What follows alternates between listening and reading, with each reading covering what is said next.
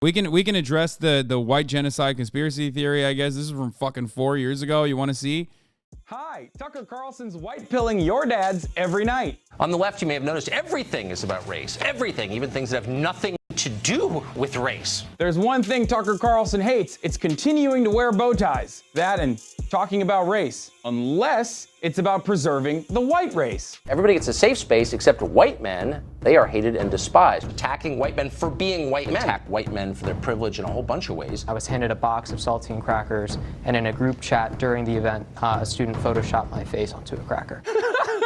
This is what Tucker Carlson's doing with Bill. By the way, I've been on that fucking cracker shit for years, too. Another fucking point of consistency for old Hasan versus new Hasan. Literally fucking, look at this. Look at this. This is from 2018, man. It's from 2018, dog. That's 5 years ago. 5 years ago, I was talking about fucking crackers and making jokes about it when, like, again, dipshits like Tucker Carlson tried to make this like a major point of contention. They try to act like this was the biggest deal. 5 years ago, white nationalists were still fucking complaining about the top of the hour ad break. And I was telling them, listen, at the top of the hour, there are no ad breaks at this point, but 5 years in the future, there might be. And if you no longer want to see those ads, all you need to do is subscribe. Yes, I'm a little off on my game, okay? I'm a dad now. I'm a dog dad, and it's throwing me off. It's 1:17, but I'm running the 3-minute ad break now. And if you no longer want to see those ads, all you need to do is subscribe for $5 or for free with a Twitch Prime or by getting gifted a sub. If you're lucky, here is the motherfucking 3-minute ad break now. Kyle Marks, thank you for the 5 gifted subs. Tamana, thank you for the 10 gifted subs. Allowing 15 people no longer to see the ads is all going to the Pupper Chow Feed Fund. Here's the 3-minute ad break now. Can we see the dog? Bro, look. Look above me. She's sleeping behind me right now. And if you think I'm going to wake her up, you're out of your mind. Kami Cole, thank you for the 50 gifted subs. Holy shit. Heartsy with the 5. Coral Markers with another 5. Run for fucking president. You already have the dog coward. Be the father that stepped up. B Bonjuk, thank you for the 20 gifted.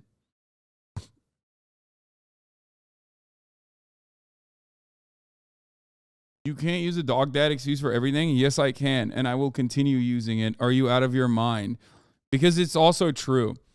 I have avoided, I think, like 12 obligations so far.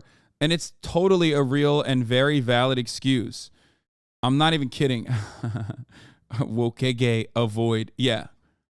Bill O'Reilly's coveted 8 p.m. slot on Fox News, which is currently the 3rd most popular cable news show in the country. By the way, just to pause, I assume that's a slur against your ethnicity, correct? I've talked about this on my Twitch a lot, but only the most important subjects are covered on Tucker's show, like white genocide, which is in fact something that the left is advocating for, apparently. You guys noticed the fucking subtle promo for my Twitch back then? That's how I was trying to grow it.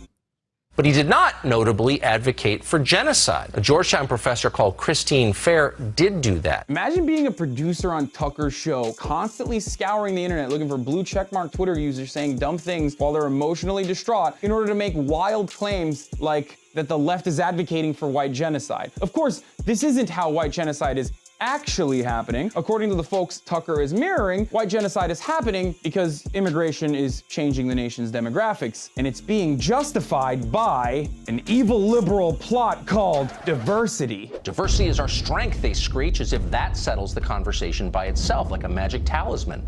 Here is Tucker Carlson. This is another Media Matters video that I love. Basically, literally mirroring white nationalist agitated propaganda. Identical to what the white nationalist is saying. Here's Lana Loktef saying the exact same thing that he's saying. Here, I mean, as if that settles the conversation by itself, like a magic talisman.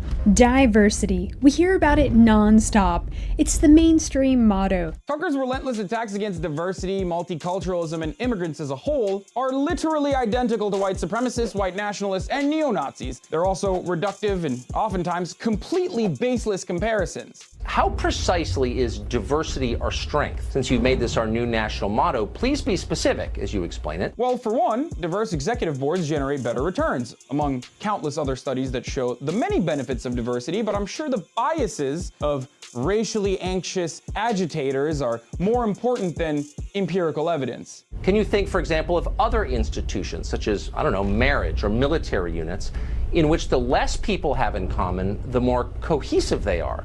Well, Tucker, you have the most in common with your family members. Are you suggesting keeping marriage within your family? Why do you want to have sex with your cousins, Tucker? Also, as far as non-diverse militaries go, maybe you should open a history book and take that up with General Robert E. Lee. Go on, Tuck. What else? Latin American countries are changing election outcomes here by forcing demographic change on this country at a rate that American voters consistently say they don't want. This guy, for the record, is what Glenn Greenwald is calling like a brilliant American military state guy. This assertion is preposterous because, I mean, it's completely untrue. Just look at polling data. 75%. He said Latin American countries are changing U.S. electoral outcomes because they're sending people by the droves. Okay? That's what he said. Which, by the way, again, so did Richard Spencer. That's the whole cut. Like, that cut is supposed to show what Tucker Carlson is saying is identical to what white nationalists, white supremacists say. Of Americans say that immigration is a good thing. So who are the Americans you're referring to here? These guys? It sounds to me like we got a problem with people who got here legally, altering the landscape. Another fucking Heil Titler ass bitch right here, Christopher Cantwell.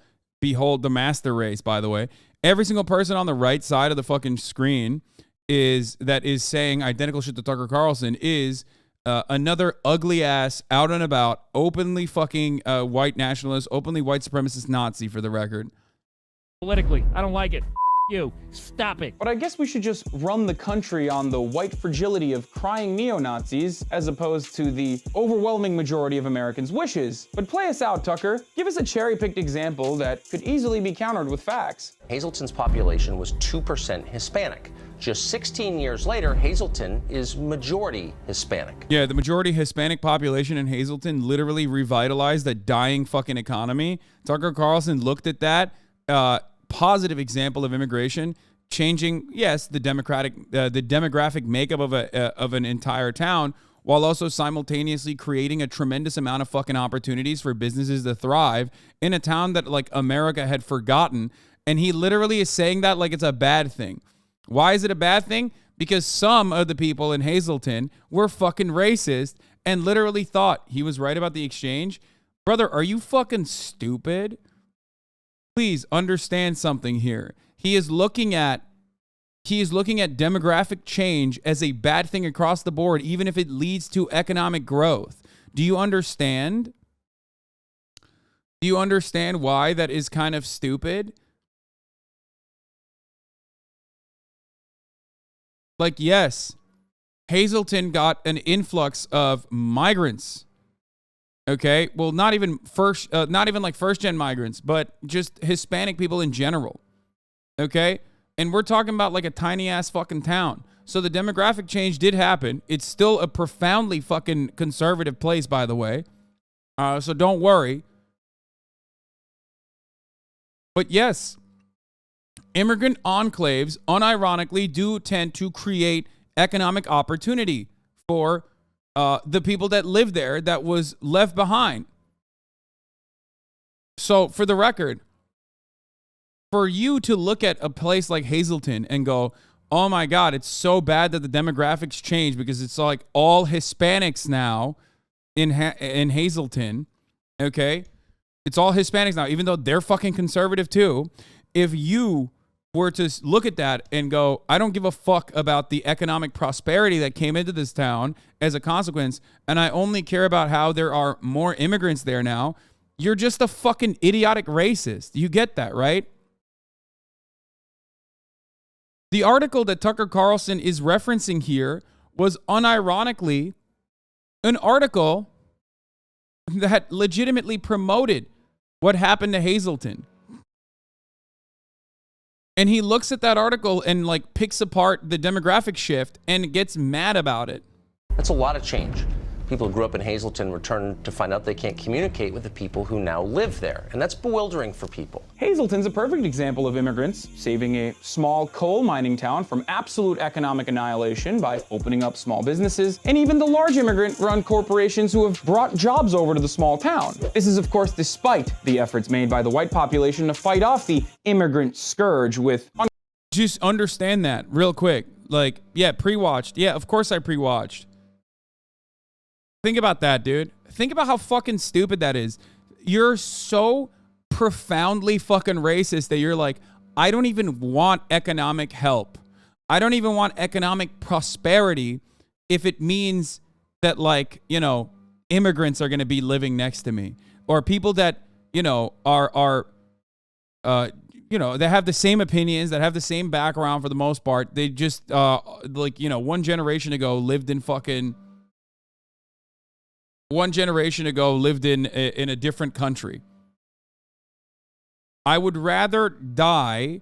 I would rather let my bumfuck, deprived, destroyed, bumpkin ass fucking town continue rotting than let some lightly brown motherfuckers in, okay, to shoot economic stimulus into the country, into the town itself. Think about how fucking racist you gotta be, dude. Holy shit. Unconstitutional regulations, and even the Nat Geo article that you're using here to advance your narrative mentions the reality that immigration has drastically improved Hazleton. But you won't hear that part because Tucker... Like, look at this. Hazleton's population is younger, the hospital is no longer in bankruptcy, and major employers such as Amazon, Cargill, and American Eagle Outfitters have opened distribution centers and plants offering jobs. Reality that immigration has drastically improved Hazleton. But you won't hear that part because Tucker's not in the business of making America better. He's just trying to do white identity politics. And I'm sorry to tell you this, Tucker, but facts don't care about your feelings. I'm Hasan Piker. If you're mad that... So yeah, there you go. That's just like how Tucker Carlson cuts propaganda. Oftentimes he's just like, he doesn't hate capitalism, but he hates capitalism if capitalism is promoting diversity. Why? Because companies and their bottom lines are impacted positively by doing like diversity narratives and pandering, especially. That's why he cuts a lot of fucking propaganda talking about sexy ass M&Ms and how he wants to fuck and suck them. Okay?